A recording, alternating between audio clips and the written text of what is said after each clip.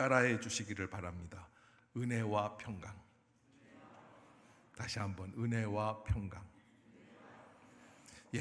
은혜와 평강. 우리 교회가 은평구에 있을 때 은평구 그러면 이제 은혜와 평강이다 이렇게 얘기를 했었는데, 고양시 오니까 고양, 이건 조금 뭐가 하기가 좀 그래서 행신동, 행복하고 신나는 동네가 행신동 아닌가 그랬는데, 이게 신자가 믿을 신자예요. 그래서 믿으면 행복해지기를 원하십니까? 그러면 신앙생활을 하십시오. 뭐 이렇게 우리가 이제 하고 있는데, 여러분, 은혜와 평강이라고 하는 것은 교회 안에서 수없이 반복되는 단어 중에 하나예요. 은혜와 평강. 그래서 목사님들이나 장로님들이나 권사님들이 뭐 할 말 없을 때 뭐라 하느냐면 은혜입니다. 또 목사도 대답하기가 좀 곤란할 때는 기도하겠습니다. 다 그렇게 하거든요. 그래서 그 은혜라는 게 굉장히 우리에게는 아주 친숙한 표현입니다. 그런데 저는 이번 그 54주년 기념 임직식을 하면서 우리가 원하지 않았던 일들이었는데 갑자기 교회가 깨끗해졌어요. 완전히 하나님이 완전히 주변을 다 정리를 하게 해주셨어요. 그래서 이 54주년을 통해서 하나님이 교회를 좀 더 업그레이드를 하기를 원하시는구나. 그런데 진정한 업그레이드는 교회 청소하고 새롭게 리모델링하고 건축하는 데 있는 게 아니라 우리의 심령이 더 새로워지는 것이 교회의 가장 중요한 핵심이죠. 그래서 건축이나 리모델링이나 이거 본당도 이게 앞이 다 바뀌지 않았습니까? 그랬는데 그래도 또 아직까지 뭐가 바뀌었다는 거야 그러는 분들도 계시겠지만, 아무튼 못 느끼면 할 수 없어요. 그래 다 바뀌었거든요. 그래서 이 바뀌는 것 안에서 더불어서 우리의 신앙도 한 단계 더 업그레이드 되기를 원합니다. 아멘. 여러분들이 꼭 잊지 마시고 이 일을 놓고 기도해 주시고, 그래서 그런 의미에서 제가 앞으로 한 16주에서 한 18주까지 에베소서를 가지고 여러분들과 함께 은혜를 나누려고 합니다. 오늘은 1절, 2절만, 그러니까 여러분 1장을 가지고 1절, 2절만 하고 1시간을 할 거니까 앞으로 얼마나 많이 걸리겠어요. 걱정하지 마시고 느긋한 마음으로 이 교회에 대해서 무엇을 말씀해 주시는가, 우리 교회가 어디로 가야 하는가, 참된 성도라는 것은 무엇인가, 이게 에베소에 다 들어 있습니다. 여러분들이 꼭 기억해 주시기를 바라고, 은혜와 평강을 이야기하는데 1장 1절로 2절까지에 나와 있는 단어 가운데 가장 핵심 단어가 은혜와 평강이죠. 근데 저는 거기에다 하나 더 보태서 1절을 시작을 할 때 어떻게 시작을 합니까? 하나님의 뜻으로. 그래서 요 세 가지, 하나님의 뜻, 은혜, 평강, 요 세 가지만 사실은 잘 깊이 우리가 묵상해도 신앙생활의 절반 이상을 이루어 갈 수 있는 길이 열리게 된다라는 것, 여러분들이 잊지 마시고 말씀에 집중해 주시기를 부탁을 드립니다. 벌써 에베소를 갔다 온 지가 제가 한 20년이 넘었어요. 그래서 가능하면 우리 성도들과 함께 동행을 하든지 해서 다시 한번 터키, 튀르키예 지역을 가려고 했는데, 이번에도 이란 전쟁 때문에, 미국 이란 전쟁 때문에 제가 못 가게 되었는데 아무튼 한번 가봐야지 돼요. 깜짝 놀라실 겁니다. 왜냐하면 에베소라고 하는 지역이 그 당시에 이미 신시가지를 건축했어요. 그래서 새로운 도시가 된 거예요. 지진이 많이 일어나기 때문에, 그래서 내진 설계로 아주 단단하게 잘 정리가 되어 있는데, 20여 년 전에 갔을 때의 그 에베소 지역을 가면서 보면 표지판이 다 돼 있어요, 도로 안에. 그래서 도로를 이렇게 보면, 우리나라 요즘 이렇게 신호등 앞에서 보면은 빨간 불일 때는 빨간 불이 바닥에도 있지 않습니까? 근데 에베소도 마찬가지로 이렇게 도로 바닥을 보면은 이쪽은 도서관, 이쪽은 목욕탕, 이쪽은 무슨 뭐 공의회, 뭐 이쪽은 어떻게, 이 표지판이 다 돼 있어요. 그리고 그 당시에 목욕탕을 한번 가봤는데, 대중 목욕탕을 가봤는데 그 가이더가 그러더라고요. 목사님, 2000년 전에 에베소 사람들은 공중 목욕탕에서 화장실을 쓸 때 화장실이 수세식이었을까요? 퍼세식이었을까요? 어떻게 그렇게 잘 아세요? 우리는 얼마 전까지만 해도 퍼세식을 썼어요. 저는 아직도 기억나요. 신문지 2장 들고 갔다가 뒤지게 욕먹은 거예요. 2장이 아까 한 장만 써야지. 그걸 이제 우리 아버님이 요만큼씩 다 자르신 거거든요. 그 요거 2장 들고 갔다고 혼난 거예요. 예. 아무튼 우리가 이렇게 화장실까지도 그 당시에 2000년 전에 이미 에베소는 어마어마하게 발달되어 있었던 모습들. 그래서 로마의 문화를 우리 소아시아라고 그러죠. 이 튀르키예 지역에서 가장 많이 잘 반영하고 있었던 지역이 바로 이 에베소 지역이 아닐까라고 이렇게 말을 할 수가 있습니다. 특별히 이 에베소에서 바울이 복음을 증거하면서 2년 가까이 머물러 있었던, 다른 지역은 하루, 어떤 지역은 일주일, 어떤 지역은 한 달, 좀 길게 있으면 한 3달 이렇게 있었는데 하나님이 에베소의 교회 세워가면서 1년 반이 넘게 2년 가까이 바울이 머물게 돼요. 그것도 두란노 소원이라고 하는 곳에서 머물러서 복음을 증거하게 됩니다. 바울이요 2년 동안 거기에 머물러 있었더니 생긴 일이 있어요. 여러분 계시록에 보면은 아시아의 7교회가 나오죠. 에서보두 사빌라라고 해서 에베소, 서머나, 버가모, 두아디라, 사데, 빌라델비아, 라우디게아 등 7교회가 나옵니다. 제가 이렇게 말씀을 드릴 때 제 마음속에 약간 괴리감이 느껴지는 게 처음 듣는 것처럼 듣는 분들이 있어요. 예, 에베소 교회는 좀 듣는데 서머나 뭐 버가모, 두아디라 뭐 이렇게 하면 이게 뭔 일이야. 그런데 이제 에베소 교회를 원점으로 해서 그 지역에, 터키 지역에 7교회가 세워집니다. 그 브랜치들이에요. 그러니까 하나님이 얼마나 이 에베소 교회를 통해서 주의 복음이 잘 전달이 될 수 있는 고속도로를 만드신 것이 바로 에베소다라고 하는 것을 보게 됩니다. 그 교회 안에서 바울이 복음을 증거하면서 이제 일주일이면 나는 쫓겨날지도 몰라, 한 달이면 쫓겨날지도 몰라, 6개월이면 아니야 더 이상 하나님이 뭘 원하실까? 이렇게 생각하면서 에베소 교회에서 2년 가까이 머물러 있었는데 그때 나온 게 바로 바울이 생각했던 게 하나님의 뜻이에요. 하나님께서는 왜 나를 이 지역에 머물게 하셨을까? 이 뜻이라는 것은 헬라어로 텔레마라고 하는 거예요. 텔레마. 의지, 계획. 그런데 이 뜻에 관해서 가장 중요한 의미는 무엇이냐면 하나님이 기뻐하시는 목적이 어디에 있는지 그 뜻을 알아야지만 된다. 따라해 봅시다. 하나님이 기뻐하시는 목적은 무엇일까요? 예, 하나님이 기뻐하시는 목적은 무엇일까요? 우리가 이 자리에 앉아 있는 거, 내가 이 교회에서 목회하는 거, 여러분들이 장로, 집사, 권사, 모든 직분자들로 주님 안에서 나와 헌신하는 것, 성가대로 이 아침에 나와서 찬양하는 것, 다 이 모든 것들이 다 하나님의 뜻 안에서 이루어지는 것들이다. 텔레마예요. 그래서 인생을 가장 중요하게 생각하는 것은 뭐냐면 하나님의 뜻을 깨닫는 거예요. 신앙이라는 것은 내 목표, 나의 야망을 실현하는 게 아니라 가장 중요한 것, 나를 향하신 하나님의 뜻, 계획을 발견하는 거예요. 아멘. 따라해 봅시다. 나를 향하신 하나님의 뜻을 깨닫기 원합니다. 그래서 하나님의 뜻으로 말미암아 그리스도 예수의 사도된 바울이라고, 왜냐하면 자기는 사실은 예수를 박해하던 사람, 예수를 핍박하던 사람이에요. 근데 예수를 박해하던 사람이 어떻게 예수를 증거하는 사람, 예수 때문에 핍박을 받는 사람으로 완전히 그의 일생이 바뀌게 되는 것이죠.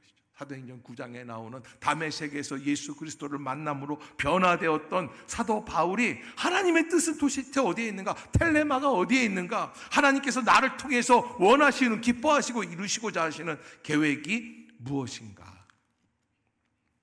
제가 본문 말씀을 준비하다가 과거에 이영표 선수, 여러분 2002년 월드컵에 박지성과 아울러 쌍벽을 이루었던 이영표 선수 아시죠? 레프트, 라이트, 풀백으로 아주 우리나라에서 공수를 겸비할 수 있는 탁월한 축구 선수였는데 큰 대회를 앞에 놓고 사실은 이영표 선수가 국가대표 선수이기도 하지만은 이런 여러 세계 구단에 들어가면서 느끼게 되는 게 있는데 나는 아무것도 아니구나. 나는 아무것도 아니구나. 그러니까 여러분 우물안 개구리라고 그러죠. 제일 무서운 사람들이 뭐예요? 우리나라에서 제일 무서운 사람들 중이에요. 왜 무서운 줄 아세요?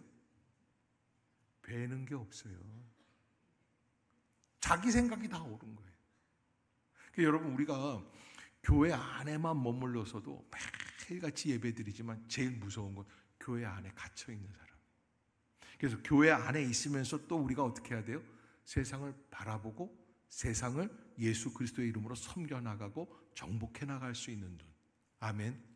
그것이 필요하다는 거예요. 그러니까 하나님의 뜻이 무엇인가? 저는 두 가지로 여러분들에게 표현하고 싶은데 하나님의 뜻은 따라해 봅시다. 하나님의 뜻은 하나님의 주권입니다. 하나님의 주권이라는 건 뭐예요? 하나님이 우리를 선택해서 불러주셨다는 거예요. 하나님이 주인이시라는 거예요. 내가 목사, 장로, 권사, 집사, 선교사 모든 직분의 궁극적인 그 출발점은 누가 있느냐? 내가 잘나서 나온 게 아니라 하나님의 부르심에서 시작됩니다. 따라해 봅시다. 모든 것은 하나님의 부르심에서 시작됩니다. 아멘. 하나님의 부르심에서 시작이 됩니다. 그러면 그 하나님의 부르심에서 시작된 하나님의 뜻은 완성이 어디에 있는가? 하나님의 구원 계획을 이루어 가는데 가장 중요한 열매로 보고 있어요. 어찌됐든 간에 여러분 이런 게 있어요. 아플 수도 있어요. 사고를 당할 수도 있어요. 어려움을 겪을 수도 있어요. 실패할 수도 있어요. 그런데 우리 예수 믿는 사람들의 가장 중요한 것은 뭐냐면 아팠느냐? 고침받았느냐? 아니에요.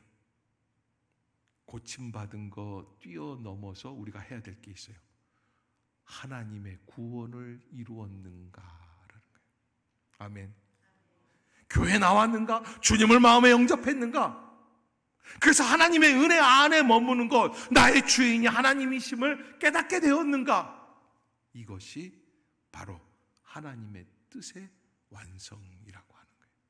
이영표 선수가 사실은 그렇게 권유를 해서 자기가 연약하고 부족한 죄인임을 알고 교회를 나가야 되겠다라는 마음이 들더래요. 근데 그냥 나가기가 아깝더래요. 그래서 컵을 하나 갖다 놓고 주님, 내가 원래 깐깐한 사람인 거 다 알지 않습니까? 만약에 주님이 살아계신다면 이 컵이 들썩할 수 있도록 요만큼만 떴다가 내려도 내가 믿겠습니다. 아무리 컵을 노려봐도 컵이 움직여요, 안 움직여요? 안 움직여요. 그렇게 며칠을 몇 날을 컵 갖고 뭐 필통 갖고 무슨 책 갖고 하는데 안 되는 거예요. 그런데 지치고 지치다가 어떤 생각이 들었냐면 내가 왜 이렇게 이 컵을 움직이려고 그러고 있을까? 그래서 이렇게 기도를 바꿨대요. 주님, 정말 주님이 살아계신다면 내가 정말 마음이 강팍하고 그냥 디테일하고 세밀한 거 아시지 않습니까? 내가 정말 내 뜻에 합당하지 않으면 믿지 않는 걸 아시는데 내 이런 완악한 마음을 좀 바꿔서 주님을 믿을 수 있는 마음으로 좀 바꿔주세요. 다음날 이루어졌다는 거예요. 아멘. 그게 기적이에요. 옆에 사람 쳐다보세요. 우리가 이 자리에 앉아 있는 것도 기적입니다. 그게 하나님의 뜻이에요. 하나님의 은혜를 깨닫는 거예요. 하나님의 기쁘신 뜻대로. 그래서 에베소서 1장을 보면은요, 여러 번 나오는 단어 중에 에베소서 1장 5절에 그 기쁘신 뜻대로, 1장 9절에는 그 뜻의 비밀을, 11절에는 모든 일을 그의 뜻의 결정대로, 계속해서 바울은 한 번에 끝나는 게 아니라 4번, 5번씩 반복하면서 그리스도 안에서 만물을 회복하시는 하나님의 구원의 계획이 무엇인지를 알게 해달라고 하는 것을 우리에게 말씀해 주고 있습니다. 그러기에 우리는 하나님의 뜻이 무엇입니까?를 물어볼 수 있어야지 돼요. 사랑하는 성도 여러분, 무슨 일을 하든지 고난을 겪습니까? 하나님의 뜻이 어디에 있습니까? 갑자기 물질이 생겼어요. 하나님의 뜻이 어디에 있습니까? 이야, 신받다, 잘됐다, 야, 이렇게 하면 돈 버는구나, 많이 벌어야겠구나. 그게 아니에요. 하나님의 뜻이 어디에 있습니까? 내게 건강을 주신 하나님의 뜻, 내가 지금 질병으로 연약해진 하나님의 뜻이 어디에 있습니까? 내가 무엇을 하여야 주님 앞에서 주님께 영광을 돌릴 수 있는 길로 나아갈 수 있습니까? 어거스틴은 그래서 하나님의 뜻은 우리를 억압하려고 하는 명령이 아니라 우리를 가장 아름다운 길로 이끄는 사랑의 음성이다. 아멘. 우리를 가장 아름다운 길로 이끄는 하나님의 사랑의 음성이에요. 그래서 바울은 하나님께로 돌아가는 길이 하나님의 뜻이다. 토마스 아켄포스라고 하는 위대한 성자는 이렇게 이야기를 합니다. 평안은 내 뜻이 이루어질 때 오는 게 아니라 하나님의 뜻에 순종할 때 찾아온다. 따라해 봅시다. 하나님의 뜻에 순종하겠습니다.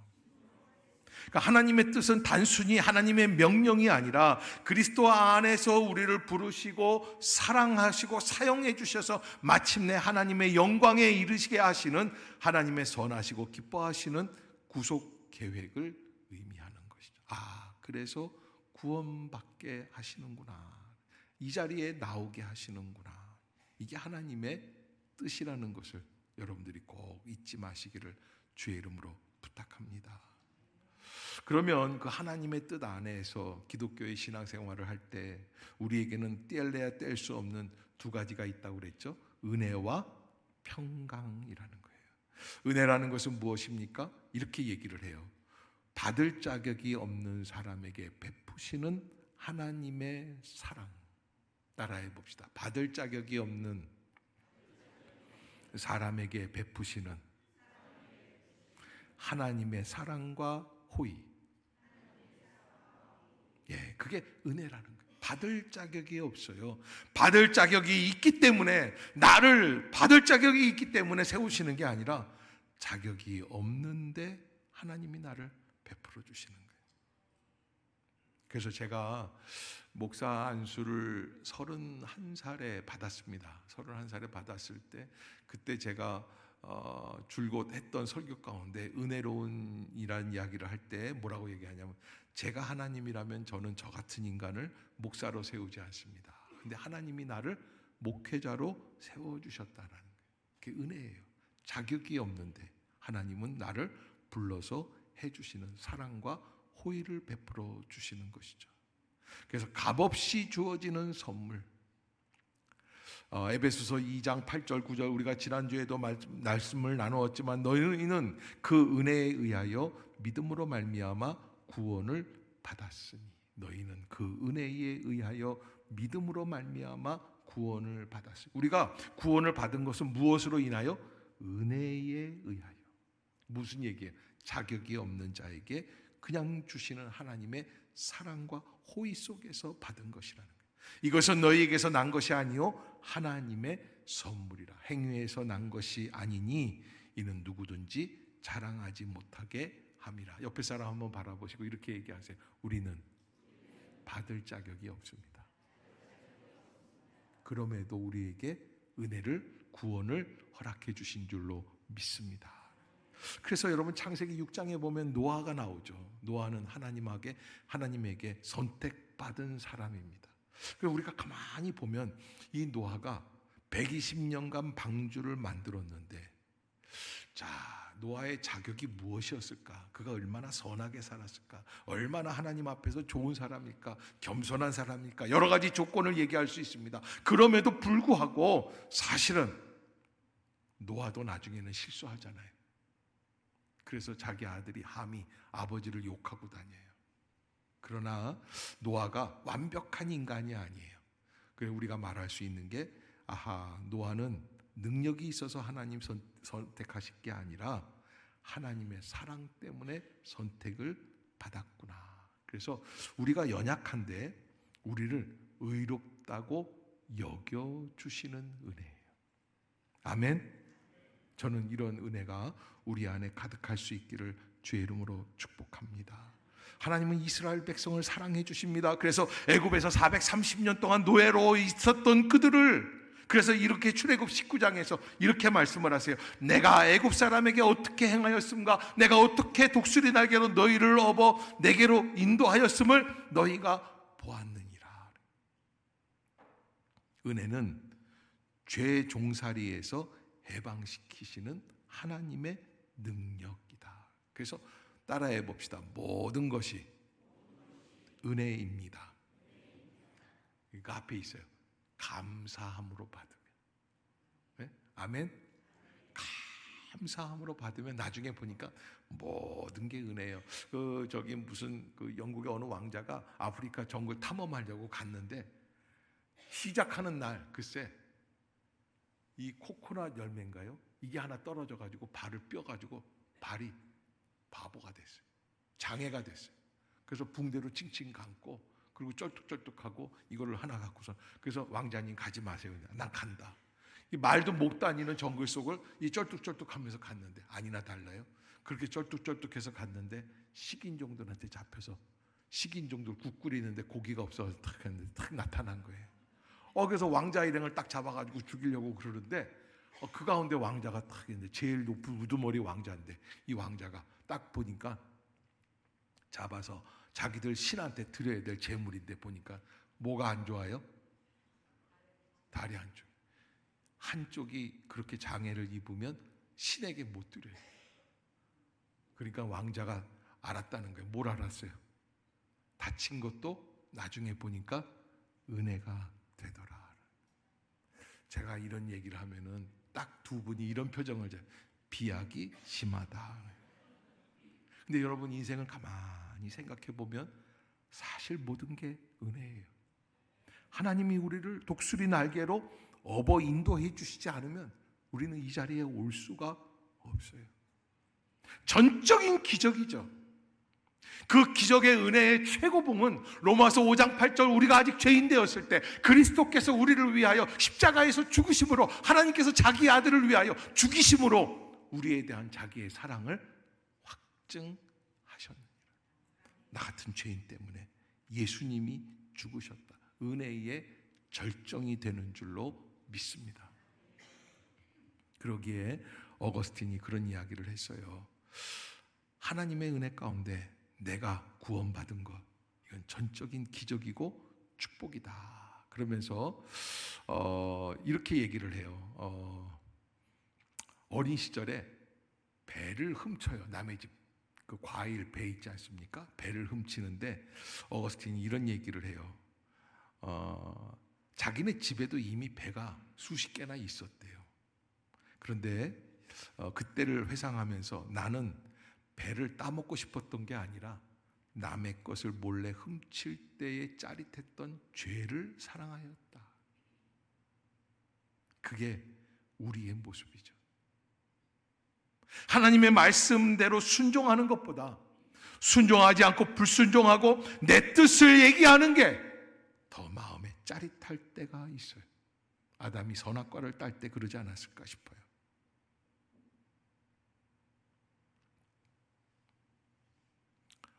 그러기에 우리가 하나님 앞에서 하나님 나를 용서하여 주시고 회복시켜 주시옵소서. 어거스틴은 주님 저를 정결하게 하옵소서 기도를 하기 시작을 했다는 게 깨달음. 그런데 얼마나 웃기냐면 이 사람이요 이렇게까지 얘기를 해요. 주님 정결하게 하옵소서, 그러나 아직은 아닙니다. 이게 인간의 교만이에요. 아직은 아닙니다.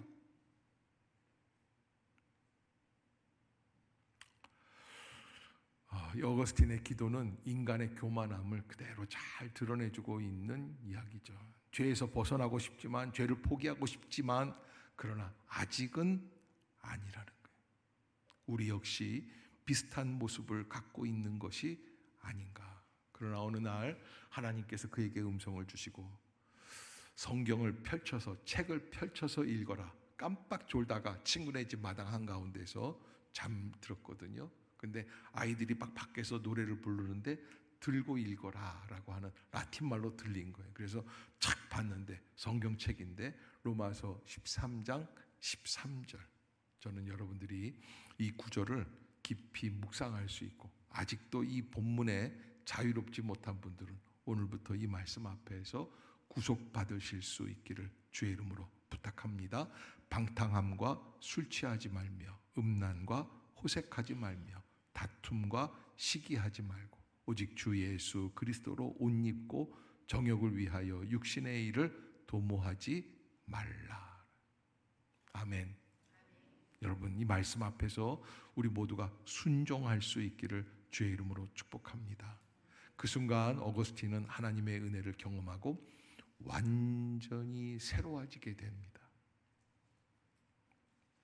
그래서 어거스틴이 이런 이야기를 해요. 주님께서 우리를 주님을 위하여 지으셨으므로 우리의 마음은 주님 안에서 쉬기까지는 쉼을 얻지 못합니다. 이게 무슨 얘기냐면 주님 아니면 나는 쉴 수가 없습니다.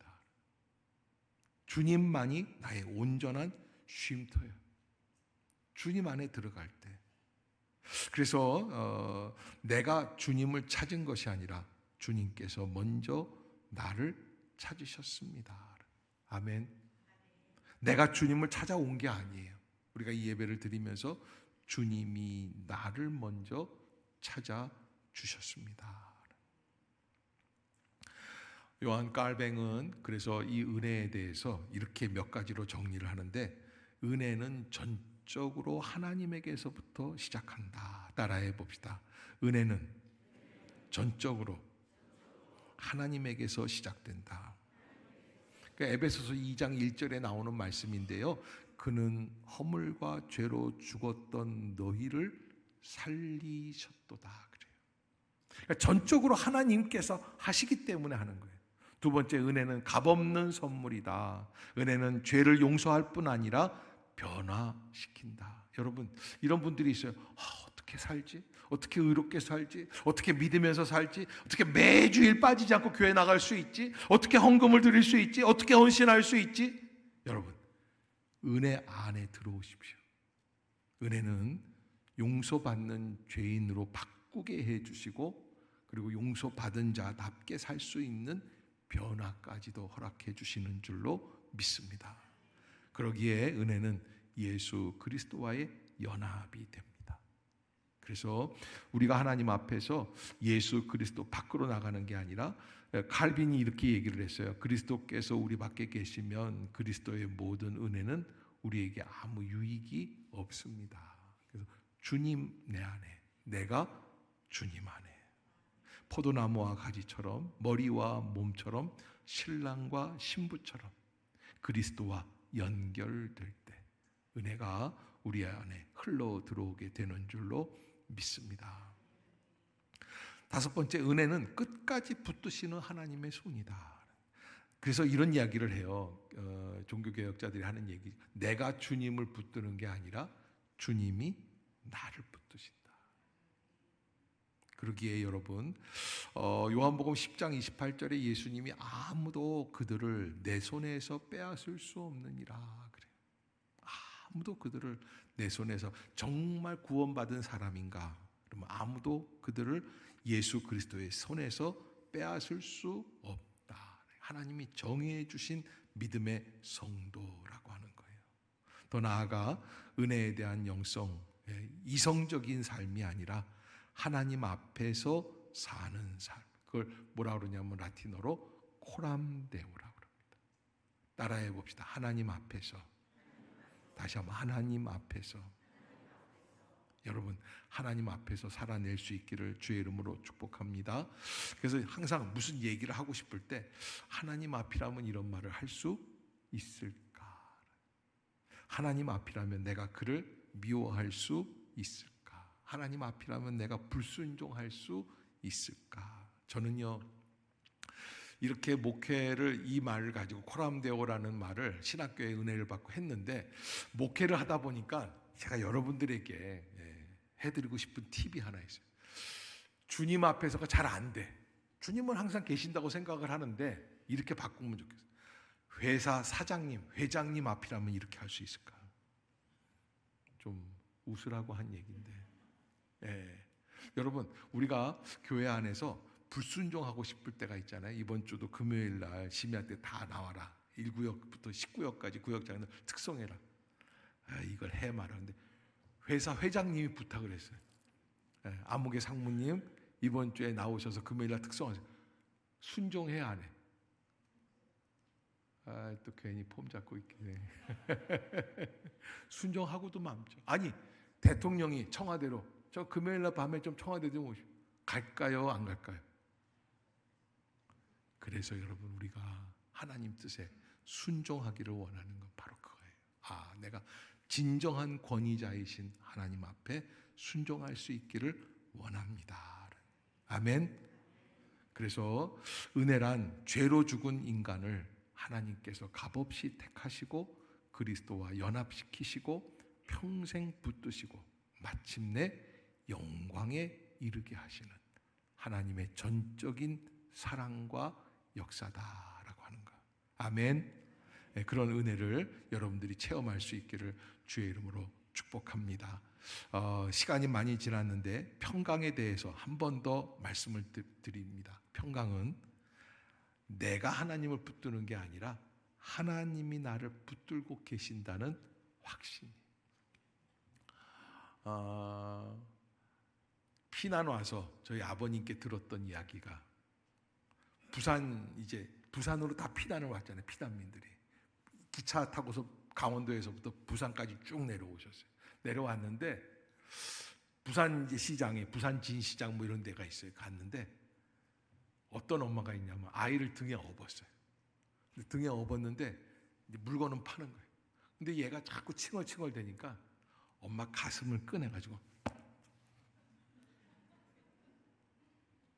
엄마 등에서 그걸 빨고 있는 거예요. 자는 거예요. 막 시끄럽고 막 복잡한데 그 아이가 엄마의 그 감촉 하나만으로 평안을 누리면서 그 무엇도 줄 수 없는 평안. 걔에게는 뭐예요? 엄마가 너와 함께하고 있다. 그런데 여러분 그 엄마도 한계가 있어요 없어요? 있어요. 멈춰야 될 때가 있어요. 그래서 영원히 우리와 함께 하시는 분 바로 하나님이 나를 붙들고 계시다는 확신이 평강인 줄로 믿습니다. 그러기에 평강은 상황이 아니라 임재의 문제입니다. 어떤 환경이 되었는가, 내가 몇 평짜리 집에 사는가, 얼마짜리 차를 타는 게 아닌가, 내가 얼마짜리 백을 들고 있는가, 이런 것에 의해서 내 상황이 평강으로 정해지는 게 아닙니다. 환경은 평강을 빼앗을 수 없다고 말을 합니다. 평강은 상황이 아니라 하나님의 임재에서부터 오기 때문에 시편 23편에 이렇게 말을 하죠. 시편 기자는 내가 사망의 음침한 골짜기로 다닐지라도 해를 두려워하지 않을 것은 주께서 나와 함께 하심이라. 평강은 문제가 사라진 상태가 아니라 하나님이 나와 함께 하시는 상황을 말씀해 주시는 거예요. 그러기에 평강을 입은 자들은 하나님께 미래를 맡기게 됩니다. 그래서 에베소서 1장 후반부에 보면은 바울은 이걸 보고 성령의 보증이라고 얘기를 하는데 우리 기업의 보증이 되시는 분 성령 하나님께서 우리를 책임져 주신다라고 하는데 하나님이 주시는 평강을 누리게 되면 그런 길로 나가게 되는 줄로 믿습니다. 그래서 토마스 머튼이라고 하는 영성가가 있었어요. 그는 이렇게 이야기를 해요. 평화는 무엇인가를 얻어서 오는 것이 아니라 평화는 무엇인가를 얻어서 오는 것이 아니에요. 하나님 안에 머무를 때 발견됩니다. 아멘. 따라해 봅시다. 하나님 안에 머무르게 되면 평강을 누리게 됩니다. 네. 줄리안 오브 노리치의 줄리안이라고 하는 성자가 있었습니다. 극심한 전염병과 사회 혼란 속에서 이런 이야기를 합니다. 모든 것이 잘 될 것이며 모든 것이 잘 될 것이며 모든 종류의 일이 잘 될 것이다. Everything is very 잘 될 것이라는 거예요. 그렇게 믿는 거예요. 왜? 우리가 하나님 안에 거하고 있다면 말이다. 아멘. 바울은 그래서 빌립보서 4장 13절에 내게 능력 주시는 자 안에서 내가 모든 것을 할 수 있다. 근데 여러분, 이런 게 있어요. 진정한 은혜가 없으면 자꾸 문제를 지적해내고 싶어요. 캐집어내고 꼬집어내고 싶어요. 그래서 그때마다 우리가 알아야 될 게, 아하, 내가 문제를 발견해내는 자가 아니라 문제를 덮고 문제 위에 은혜를 볼 수 있는 평강의 성도가 되게 하여 주시옵소서. 아멘. 그런 은혜가 임할 수 있기를 주의 이름으로 축복합니다. 기도합시다.